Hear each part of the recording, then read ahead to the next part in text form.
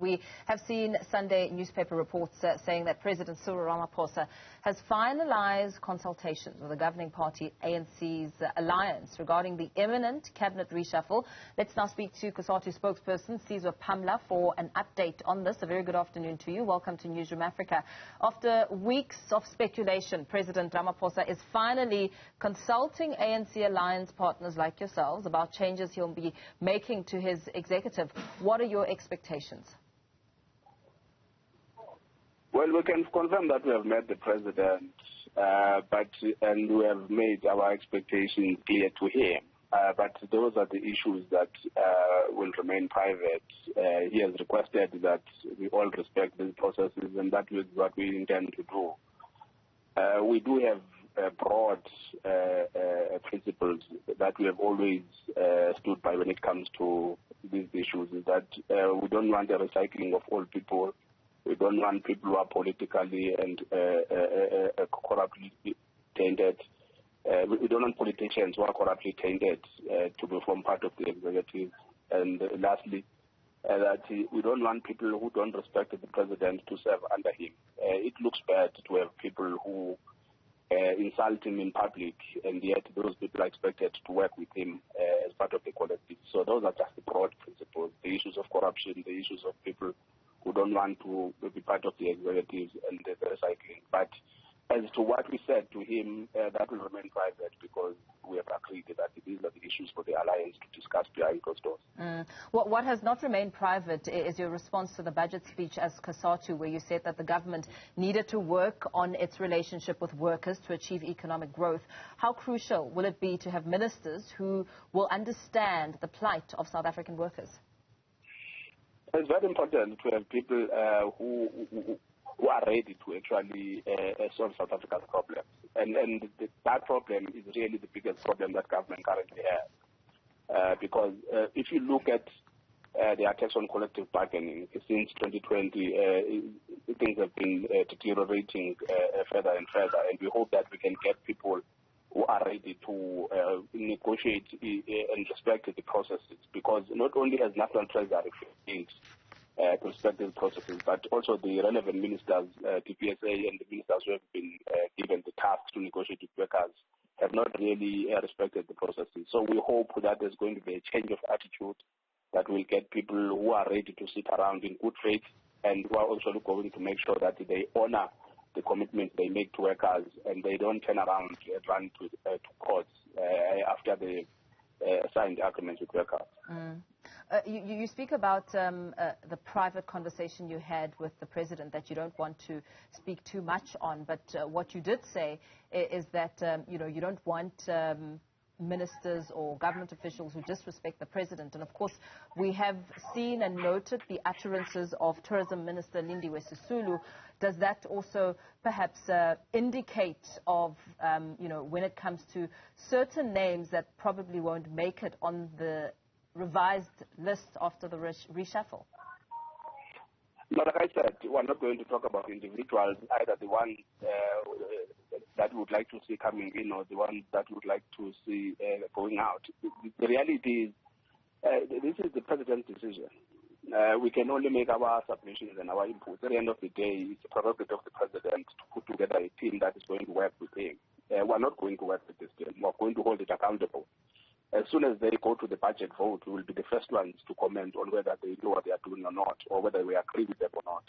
So our job is to make those comradely inputs as an alliance partner, and then allow the president space to then finalize the process. We reminded him that he is actually putting together a team, his own team, that is going to work with. So he needs to work with people he can trust. He needs to work with people who are going to be constructive partners for him as he honors the commitment that he has made to the people of South Africa. So at the end of the day, Cosatu is not going to be doing any reshuffle. The president of South Africa is going to be doing that reshuffle, and the final decision lies with him.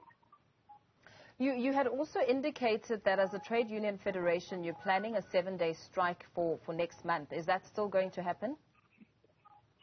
Yes, that's a separate issue. Our unions under the public service have been communicating at the PSCPC. They have made this commitment, and they will continue to update everyone in terms of what is the program. They've given us an update over the last couple of weeks. We ourselves will be giving them support, but this is an issue that is actually being pursued by unions in the public service, and we would like to reiterate our position that we hope that government can really sit down with unions and find an amicable solution. But we are fully we fully support our members in the public service, and we do hope that South Africans will appreciate the plight that these workers are facing. But they have been trying to be very patient to avoid the strikes, and this is the last resort.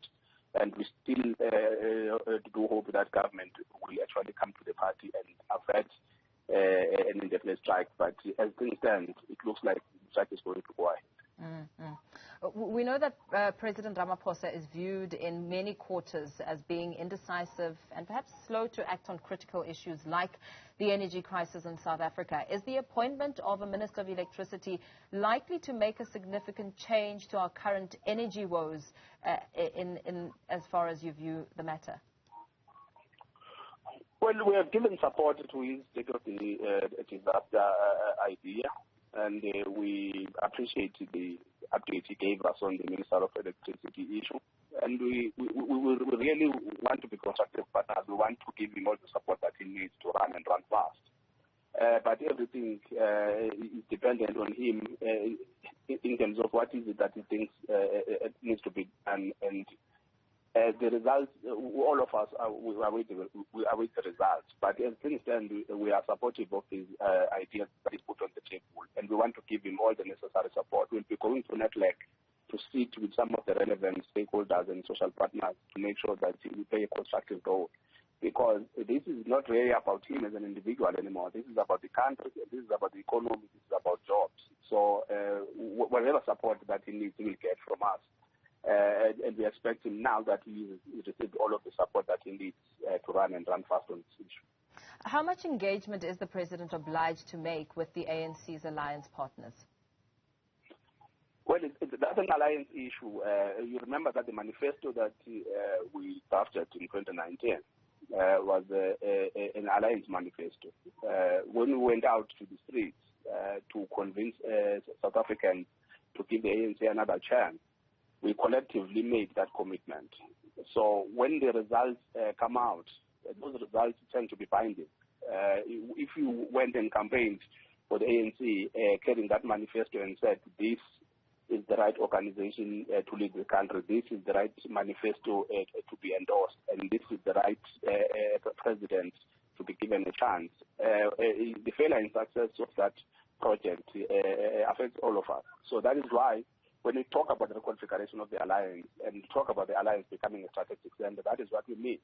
We mean that if we are going to be together in campaigning and together in convincing South Africans that they need to give the ANC and the alliance a chance, then it means that when it comes to holding people accountable, when it comes to big decisions, policy decisions, alliance partners cannot be surprised by announcement, but they have to be consulted because we're all in this together. The success and failure of the sixth administration is going to affect all of us. And in holding people accountable, how should the President, do you think, have dealt with the failures of, for instance, Ministers Pravin Gordhan or Gweda Mantashe, who were essentially the custodians of Eskom and energy in its entirety? These are the issues that we discuss behind closed doors with the President. He knows our views. We've made our views on not just those issues, but on many issues. But like we have said, as an alliance, there are issues that we can communicate in the public space, but there are issues that deserve to be discussed behind closed doors. And those are some of the issues. When we are sitting with the President to discuss all of these issues, it's because we're trying to be constructive. We're not trying to undermine other comrades in public. At the same time, even if we push for people to come into government, we're not necessarily we're not a lobby group for those individuals. It's because we believe that some people are letting down the team and other people can strengthen the team. But we've all agreed that it is still the right thing for all of these issues to be discussed behind closed doors. So in your constructive criticism approach, what are some of the critical challenges facing the South African economy, and how do you expect the newly appointed cabinet members to now tackle these challenges? Well, we have said that without electricity, we won't have an economy. Without an economy, we won't have public services, and we won't have jobs. So that is really something that needs to be tackled first and to be tackled fast. So we agree that the team collectively, because some of the problems at Eskom also need law enforcement. They need state security agents. We need to find out. People are making allegations of mafia. Of mafias running the coal sector. The people are talking about all sorts of things. So our law enforcement agencies need to be engaged on these issues, so that we can all see the results and see a fast turnaround. And we've also agreed that our municipalities, they are really dysfunctional. They are not just dysfunctional, but they are imploding when you consider that some of them are struggling to pay salaries of workers and are struggling to pay service providers, let alone deliver services. So we have agreed that these are some of the issues that need to be prioritized. And we've already talked about rehabilitating and fixing the relationship between government and its employees, to say there has to be a change of orientation and attitude on the front, because all of the commitments that the President is making to South Africans will be honored and delivered if these workers are on board. If these workers are not supportive of all of the government programs because of their own grievances as workers, then it means that administration is unlikely to fulfill many of the commitments that it is making and that it has made before. So there are issues of building the capacity of the state, fixing SOEs, fixing municipalities, and making sure that we have reliable energy supply. So those are the major issues, because from those issues will flow issues like jobs. But for us to be talking about jobs when we don't even in the economy, it's really a futile exercise, which is why we're saying that there are priority issues that need to be tackled first. And as a result, that is where we will see other issues that are priorities also yielding results. So in just adding to SOEs and the Eskom suggestions that you've been speaking to, what have you made of former Eskom CEO Andre de Ruyter and the ANC's back and forth and those allegations that have been made? No, firstly, Andre de Ruyter himself is a little bit disingenuous because we have long said that if you have got any issue, if you've got any allegation, you actually don't politicize them and talk about them in public when you've got law enforcement agencies that are supposed to be investigating. You remember on the issue of Palapala, we were very clear that what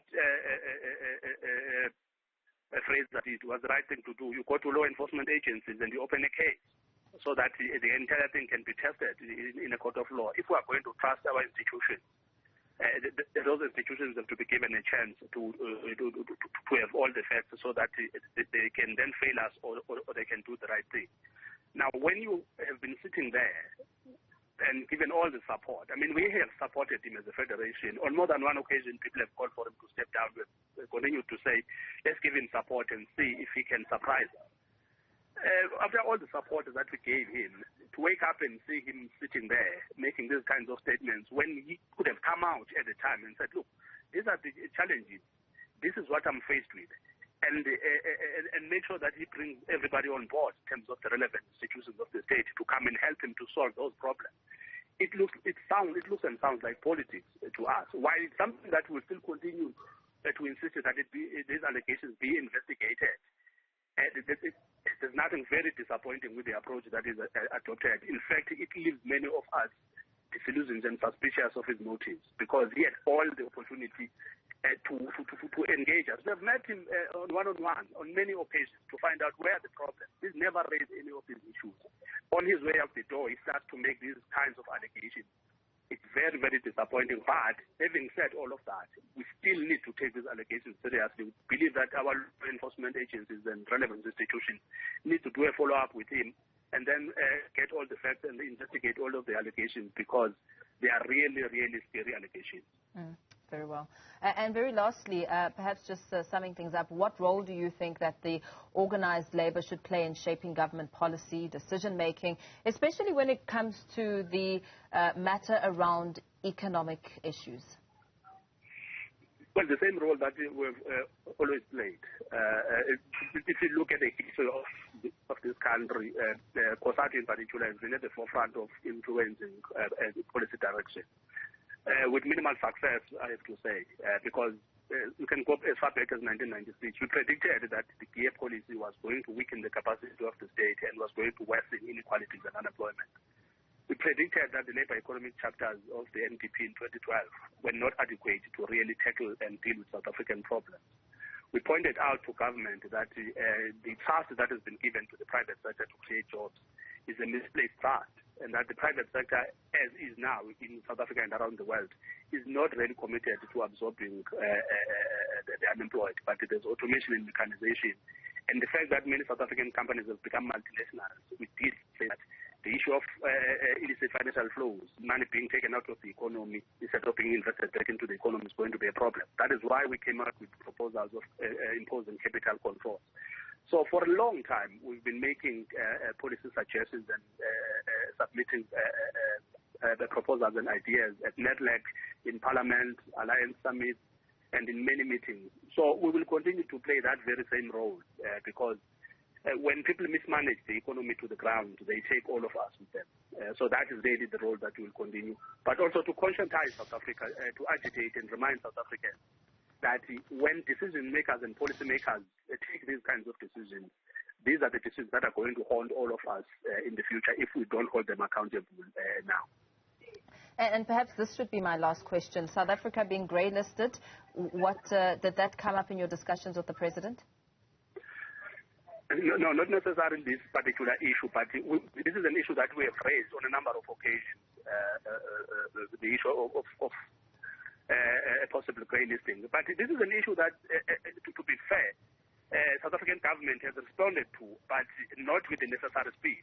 I mean, the decision by Parliament and government to pass the General Laws Amendment Act into law, and the progress, as acknowledged, by the way, by FATF, to address many of the 67 areas of concern, is a good step in the right direction. It's the pace that is really not adequate. We still believe that government can do more. And as one of the social partners and the stakeholders, we're going to continue to make these submissions and push them to do much more than they've done. But there is progress because even FATF, they've made it very clear that it's not that South Africa hasn't done anything about this. It's just that South Africa has not been fast enough in really taking some of the concerns that were raised before. Very well. Thank you so much for your time. Let's perhaps leave it there for now. Cosatu spokesperson Sizwe Pamla.